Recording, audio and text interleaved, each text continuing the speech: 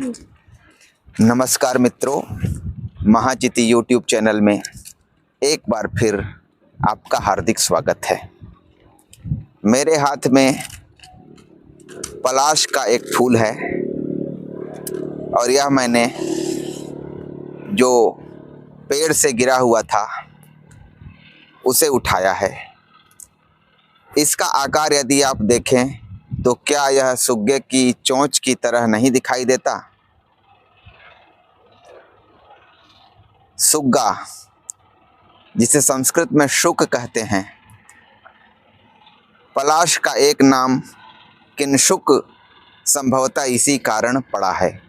किम शुक मतलब क्या यह शुक है, क्या यह सुग्गा है? इसका जो रक्तिम पुष्प होता है, सुग्गे की चोंच की तरह जो इसका आकार है, उसके कारण संभवतः इसे किंशुक कहा गया। और ये आसपास पूरा पलाश वन दिखाई दे रहा है।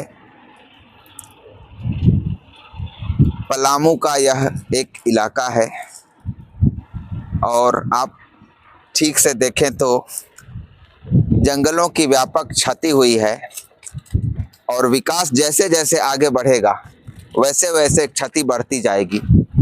इसीलिए इस तरह से अब वैसे घने पलाश वन दिखाई नहीं देते।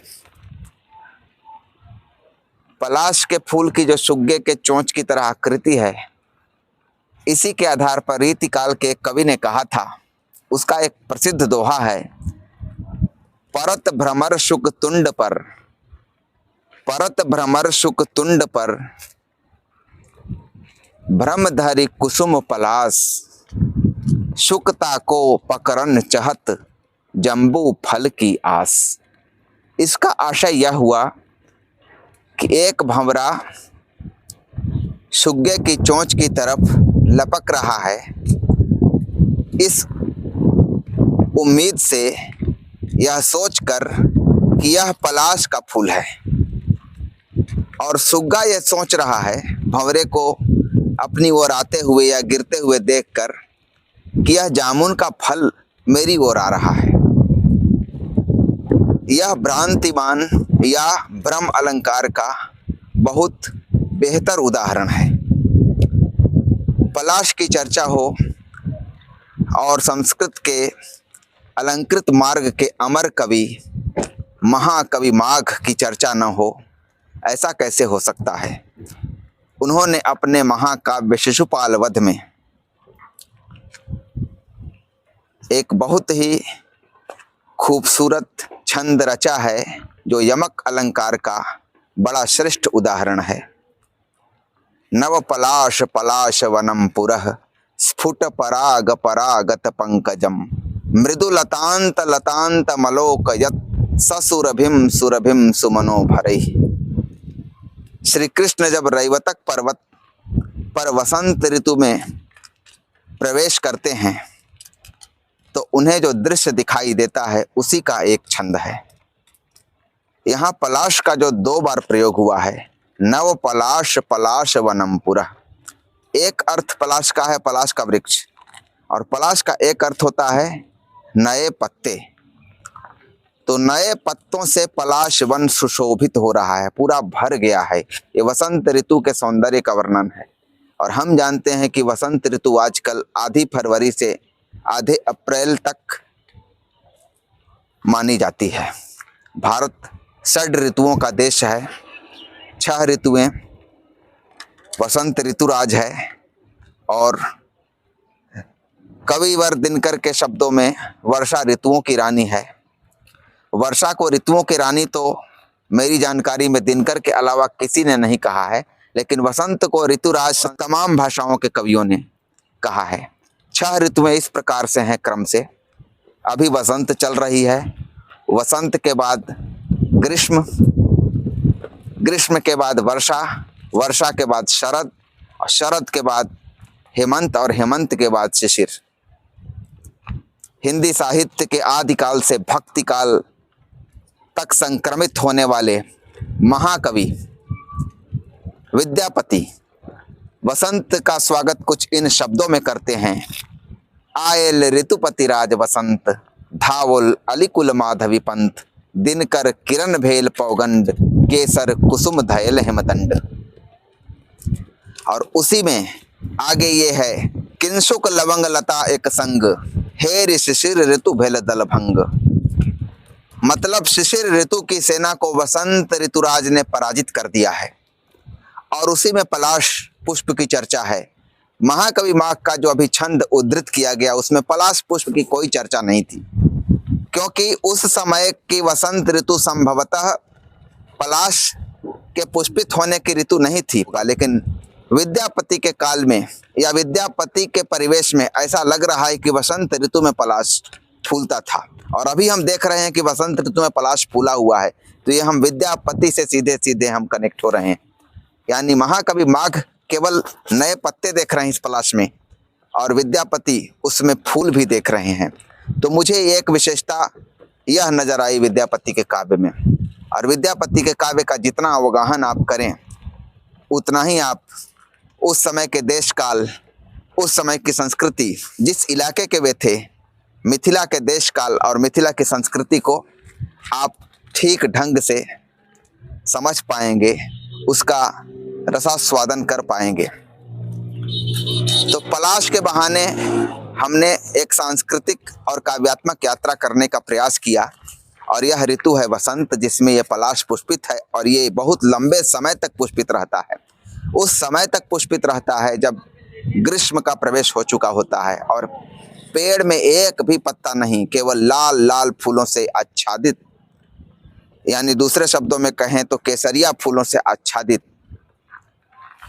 एक पलाश वन दिखाई देता है। पत्ते कहीं नहीं, लगता है जैसे जंगल में आग लग गई है। ये पलाश के पुष्प गुच्छ का एक हिस्सा अभी मुझे मिला है, किसी ने यदि तोड़ के नीचे गिराया है तो इस तरह से ना गिराएं, क्योंकि वैसे भी झारखंड की सुरम्य वनस्थली विकास के बुलडोजर से धीरे धीरे वीरान हो रही है। तो पलाश अगर महीने भर, 1.5 महीने भर या 2 महीने भर शोभा बिखेरे तो इसमें क्या आपत्ति है किसी को। हम तो इस शोभा को देखने के लिए कहाँ से चल के यहाँ तक पहुँचते हैं, इंतजार करते हैं साल भर कि इस शोभा के जरिए हम महाकवि माघ, महाकवि विद्यापति और न जाने छोटे बड़े कितने ज्ञात अज्ञात कवियों के काव्य जगत में हम प्रवेश करें। तो फिलहाल ये हासिल हो गया है तो इसे मैं अपने साथ ले जाऊंगा। वसंत ऋतु की चर्चा है तो बहुत सारी चीज़ें और भी याद आती हैं, जैसे सरसों है। यहाँ आसपास तो सरसों नहीं है, यहाँ जिस इलाके में मैं खड़ा हूँ वहाँ सब संभवतः सरसों का समय बीत चुका है, लेकिन मैं जिस इलाके से आया हूँ वहाँ सरसों अभी भी कुछ फूलों के साथ खड़ी है। और सरसों की याद आते ही सुभद्रा कुमारी चौहान की वो प्रसिद्ध कविता याद आती है, वीरों का कैसा हो वसंत। वीरों का कैसा हो वसंत, आ रही हिमाचल से पुकार है, उदधि गरजता बार बार, प्राची पश्चिम भूनभ अपार, सब पूछ रहे हैं दिग दिगंत, वीरों का कैसा हो वसंत। फूली सरसों ने दिया रंग, मधु लेकर आ पहुँचा अनंग, वधु वसुधा पुलकित अंग अंग, हैं वीर वेश में किंतु कंत, वीरों का कैसा हो वसंत। भर रही कोकिला इधर तान, मारू बाजे पर उधर गान, है रंग और रण का विधान, मिलने आए हैं आदि अंत, वीरों का कैसा हो वसंत। गलबाही हो या हो कृपाण, चल चितवन हो या धनुष बाण, हो रस विलास या दलित त्राण, अब यही समस्या है दुरंत, वीरों का कैसा हो वसंत। कह दे अतीत अब मौन त्याग, कह दे अतीत अब मौन त्याग, लंके तुझ में क्यों लगी आग, ऐ कुरुक्षेत्र अब जाग जाग, बतला अपने अनुभव अनंत, वीरों का कैसा हो वसंत। हल्दी घाटी के शिलाखंड, ऐ दुर्ग सिंहगढ़ के प्रचंड, राणा ताना का कर घमंड, दे जगह आज स्मृतियां ज्वलंत, वीरों का कैसा हो वसंत। अंतिम छंद है भूषण अथवा कविचंद नहीं, भूषण अथवा कविचंद नहीं, बिजली भर दे वह छंद नहीं, है कलम बंधी स्वच्छंद नहीं। अब हमें बताए कौन हंत, वीरों का कैसा हो वसंत। अंतिम पंक्ति बहुत मार्मिक थी, है कलम बंधी स्वच्छंद नहीं।